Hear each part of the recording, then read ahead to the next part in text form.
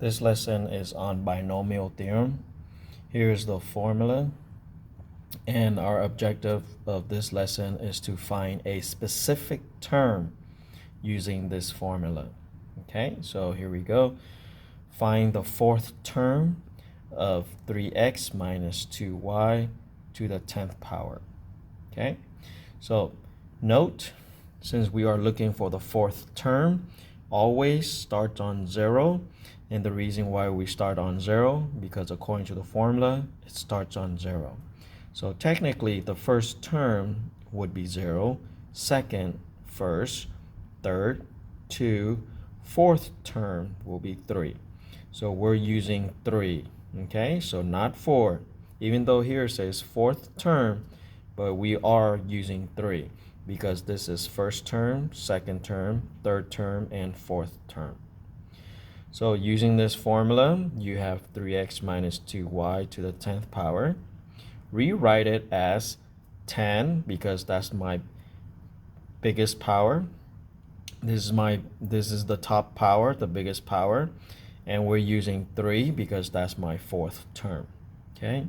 So again, 10 is the biggest power. And then fourth term is 3. So do not put 4 here. It should be 3. So from here, first term, second term, third term, fourth term.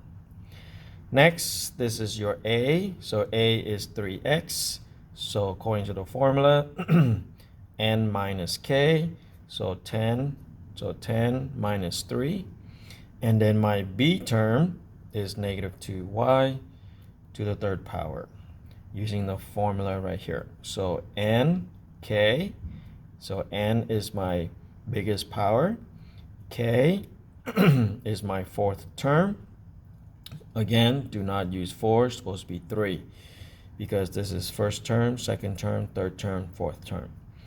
A is my 3x, so n minus k, 10 minus 3, so 10 minus 3. This is my b, negative 2y to the third power, which is my k. Okay, so make sure you write it out correctly.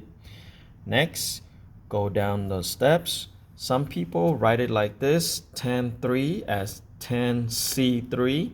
The reason why there's a C here, because C stands for combination. Again, if you see people write it like this or write it like this, it is the same thing. Okay, so 10(3), you can rewrite it as 10C3. C stands for combination. 10 subtract 3 gives me 7. Nothing to subtract here, so bring it down. Now 10C3 can be rewritten as 10 factorial all over 3 factorial, 10 minus 3 factorial. And then 3 to the 7th power is 2,187, x to the 7th power. Negative 2 to the third power should be negative 8. And then y to the third power is y to the third power. Now we're going to use this on our calculator so that we can get this 120 right here. So put this in your calculator so we can get this 120. So using our calculator right here. So very easy. So put the 10 in first. So 10. So 10 right there. So put in the 10. Okay. How do I get this C? So here's this button right here, PRB. Press this button, PRB right there. So press that button right there. You can see NPR and NCR. So use your right arrow button right here. Scroll over so that NCR is highlighted. Press equal or enter. And then the bottom number should be 3. So put the 3 in. So put the 3. So as you can see, 10C3 in your calculator, 10C3. And then after that, press equal, and that's where the 120 comes from. So if you use this calculator, that's how you get the 120, which I have right here. And then the rest is just multiply 120 times 2187 times negative 8, which gives me negative 2,099,520.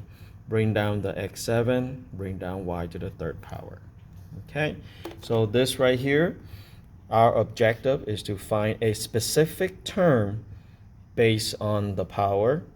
Okay, so again, this is the binomial theorem. We're trying to find a specific term based on the power to get that term. Okay.